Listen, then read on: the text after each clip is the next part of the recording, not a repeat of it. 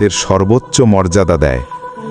আসিয়া রাদিয়াল্লাহু আনহা, যাকে আল্লাহ কুরআনে বিশেষভাবে উল্লেখ করেছেন, তিনি হয়ে গেছেন নারী জাতির জন্য ধৈর্য, ঈমান ও সাহসের এক অমর উদাহরণ। তাই আসুন আমরা সবাই দোয়া করি, হে আল্লাহ, আমাদের ঈমানকে আসিয়ার মতো দৃঢ় করো, আমাদের ধৈর্য দাও এবং জান্নাতে আমাদের জন্য সুন্দর ঘর বানিয়ে দাও।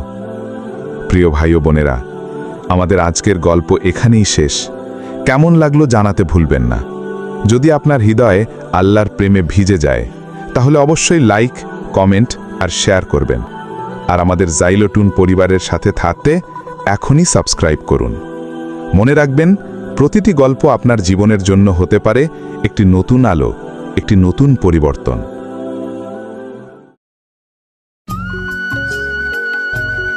সাবস্ক্রাইব করো জেলিটন, প্রেস করো বেল আইকন।